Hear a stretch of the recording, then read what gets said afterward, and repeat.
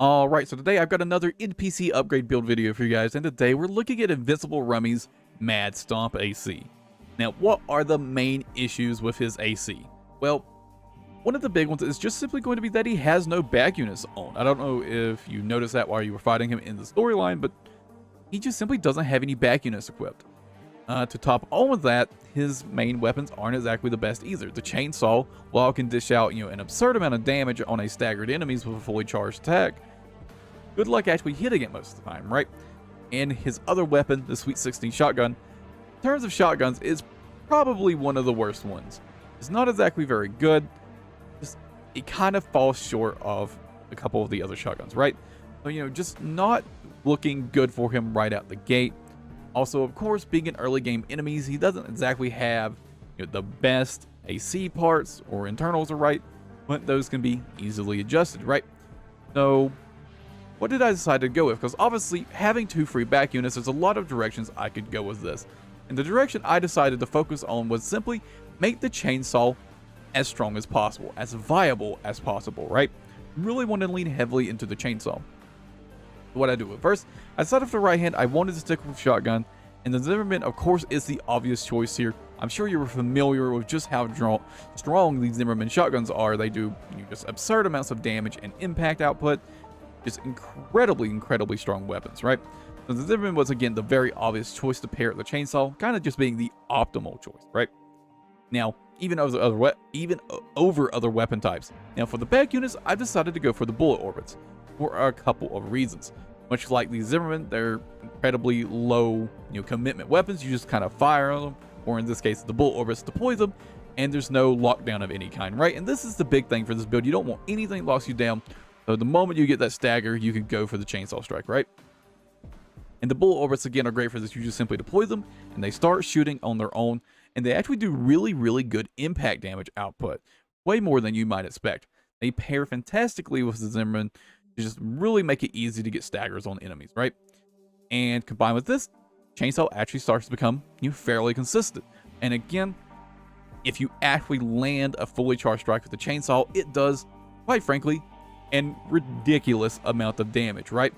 Now let's go ahead and start getting into the details. Stop talking about it. We'll go over some of the more finer details of the build. Let's get into it. Now, taking a closer look at the weapon, first, of course, we've got the Zimmerman over the original Sweet 16. Honestly, there's not really too much to say here. Obviously, the Zimmerman is very strong, but just like sort of explain my choice why the Zimmerman over Sweet 16. Obviously, Zimmerman has better range and it has a second order time, right? And that's kind of just like the main issue with Sweet 16. Not only is it less consistent and have less range than the Zimmerman, it just takes much longer to reload, right? Technically, it does more damage and even more accumulated impact, but not really, right? Not really. It's far less consistent. All right. Now, obviously, I guess you could maybe argue to some extent, in some ways, it's better than the Haldeman, but honestly, I would say the Haldeman is also probably still more consistent than the Sweet 16. So, compared to the other 2 shotguns, the original Sweet 16 just really falls short in a lot of ways, right? And again, Zimmerman, other than just being probably the strongest weapon in the game, it pairs incredibly well with melee weapons, right? Very obvious choice. Now, of course, I wasn't going to change the chainsaw, right? There was no way I was going to change the chainsaw to the double treble days, of course. And again, I've already explained my reasoning, but I'll go over it again. The bullet orbits are just really good impact building weapons. You can deploy them with absolutely no commitment at all. They just go up.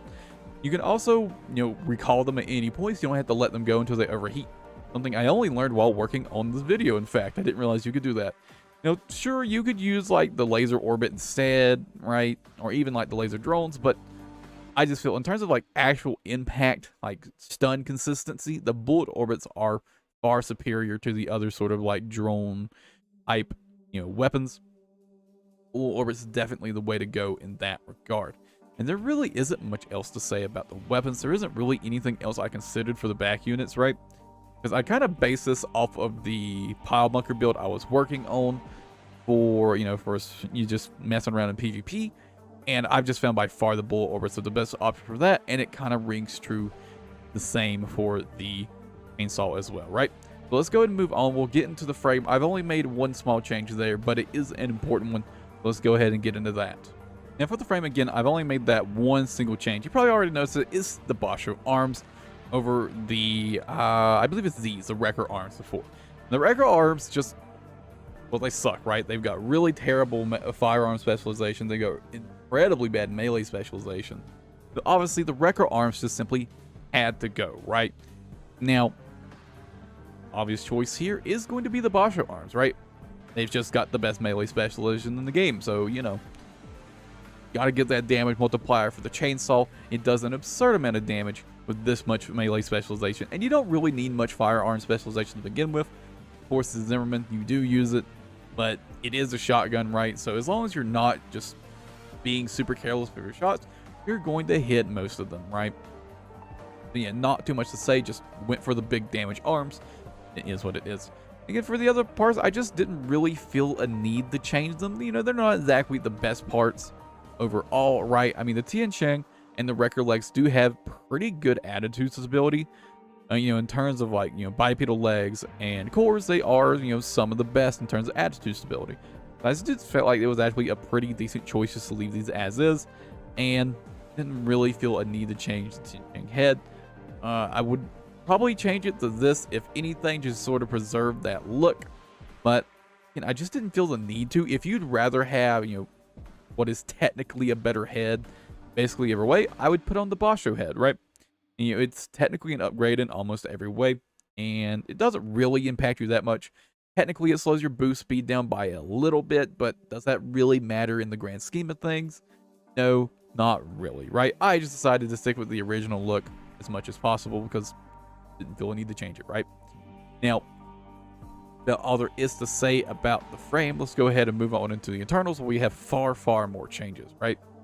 And now first for the boosters, we're running the NGI-001, right? This is just a really good sort of heavyweight booster. He originally uses, I believe, these boosters right here. And the NGI-001 is basically just kind of an upgrade to it overall. I mean, it does consume more quick boost thrust, but in terms of like actual time spent quick boosting, the NGI-001 is just basically a flat upgrade. I'm pretty sure this is his original booster at least. And the NGI is just kind of the premier like heavyweight build booster, right? So it's kind of a no-brainer to pick this. If you were paying attention to the previous sections, I actually did have a different SCS selected. Somehow I convinced myself that close range was 90 meters and below, and medium range was anything above that, up to 260. Close range is 130 and below. And before I had chosen this because, you know, you can use the Zimmermans anywhere from like, it's actually pretty consistent even up to 130 meters, even 150 meters, right?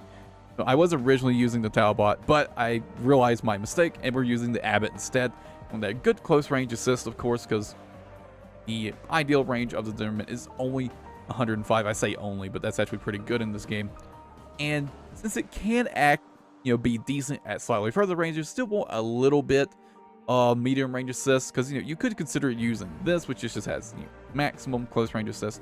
But I felt just having that little bit of medium range assist was worth it, since the Zimmerman can, you know, to some extent function quite decently at those ranges as well. I went for the Abbott, right?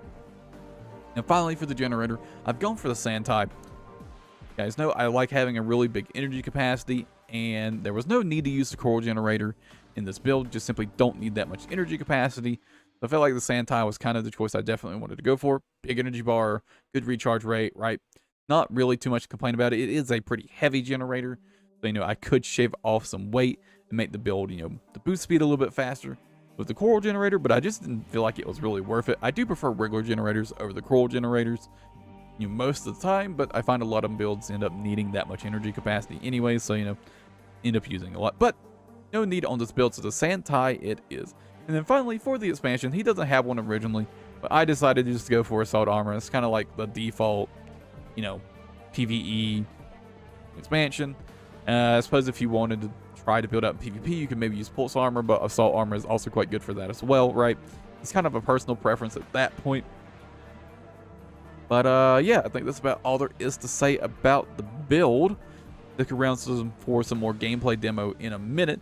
But first, let me just say, if you guys enjoyed the video, I'll catch you next one. Take it easy and have a good one, everybody.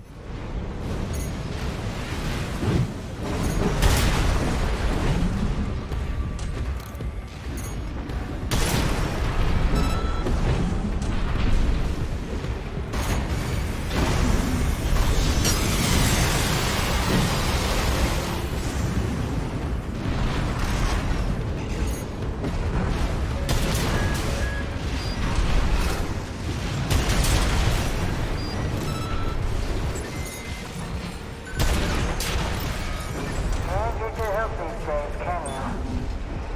Would have been cheaper to just hire you instead.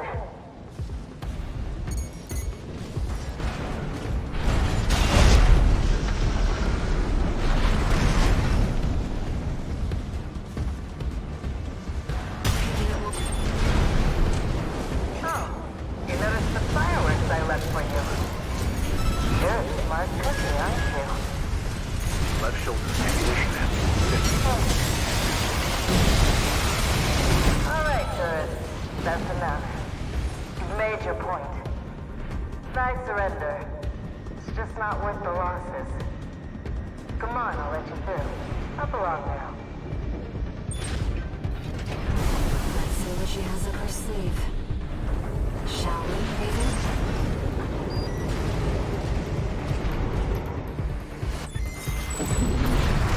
You're not afraid of anything, are you? I like that as a tourist.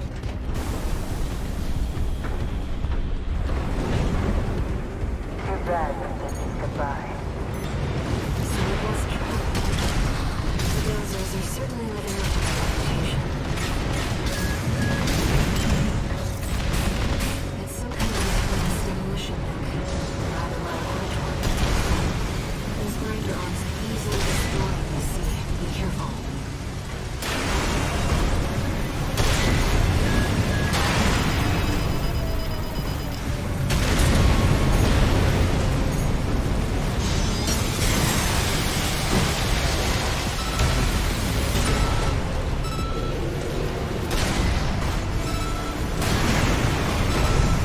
Nice. I heard you were good. But the cleaner's going to have the last laugh.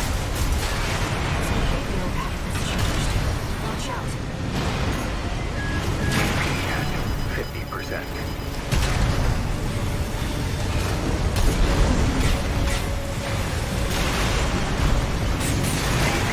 At 30%.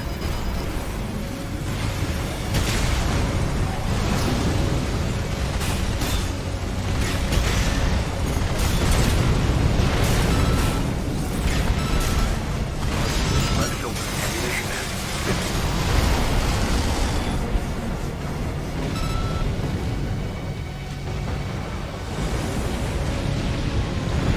Enemy systems offline. Complete shutdown confirmed. Enough, tourist. It's been miserable knowing you, but I guess playing nice is a smart choice here. You want to go up top, right? Let me show you the way.